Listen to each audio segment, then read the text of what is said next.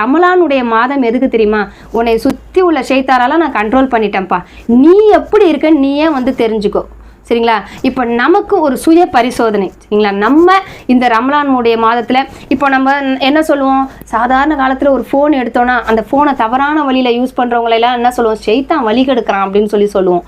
உண்மையை பார்க்கணுன்னா இந்த ரமலானுடைய மாதத்துலேயும் நம்ம கையில் ஃபோன் இருக்குது. நம்ம ஃபோனை எடுத்த உடனே என்ன வரும், தேவையில்லாத விஷயங்கள்லாம் அதில் வந்துக்கிட்டு தான் இருக்கும். அந்த தேவையில்லாத விஷயங்களை ஆன் பண்ணி அதுக்குள்ளே போகிறவங்க யார், நம்ம தான். அப்போ அதை எல்லாத்தையுமே நம்ம வந்து ரிமூவ் பண்ணி விட்டுட்டோன்னா, சரிங்களா, நம்ம அன்வான்ட் சேனலை அதெல்லாம் மாற்றிட்டோன்னா நமக்கு தேவையில்லாத இப்போ இந்த ஃபேஸ்புக், இன்ஸ்டாகிராம், ட்விட்டர் அது இதுன்னு என்னென்னமோ இருக்கு இல்லையா, இது எல்லாத்துலேருந்து நம்ம வெளியே வந்தோன்னா அப்போது ஏன் நஃப்ஸு க்ளீனாக தான் இருக்குது, இவ்வளோ நாள் அந்த ஷைத்தான் தான் என்னை கெடுத்துக்கிட்டு இருந்தான் அப்படின்னு சொல்லி ஷைத்தான் மேலே பழி போடலாம். இல்லை இப்போவும் அதே வேலையை நம்ம தொடர்ந்து பார்த்துக்கிட்டு இருந்தோன்னா அந்த ஷைத்தான் இந்த வேலையை பார்க்கல, அந்த ஷைத்தானை மிஞ்சின ஷைத்தான் எனக்குள்ளே இருக்குது, இந்த ஷைத்தான் தான் இந்த வேலையை பார்த்துக்கிட்டு இருந்திருக்கு அப்படின்னு சொல்லி நம்ம புரிஞ்சிக்க முடியும்.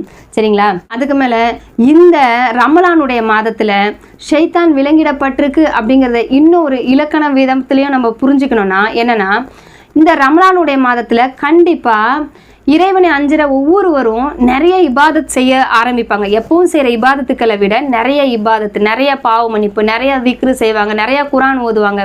ஸோ இது எல்லாம் நம்ம பண்ணும்போது நமக்குள்ளே இருக்க ஷைத்தானை நம்மளால் கண்ட்ரோல் பண்ண முடியும். அல்ஹம்துலில்லாஹ். ஸோ இது எல்லாமே நீ எப்போவுமே செஞ்சுக்கிட்டு இருந்தா, இந்த ரமலான் மாதத்தில் இருக்க மாதிரி நம்ம எப்போவுமே இருந்தானா நம்மை சுற்றி இருக்க அந்த ஷைத்தான்கள் இருக்கு இல்லையா, அதுக்கு எப்போவுமே நம்ம அல்ஹம்துலில்லாஹ் நம்ம என்ன பண்ண முடியும், அதை கண்ட்ரோல் பண்ண முடியும். அப்படிங்கிறது நமக்கு இன்டைரக்டாக சொல்கிறதுக்கு தான் இறைவன் இந்த மாதிரியான ஒரு அருட்கொடையை இந்த ரமலான் மாதத்தில் நமக்கு கொடுக்குறான்.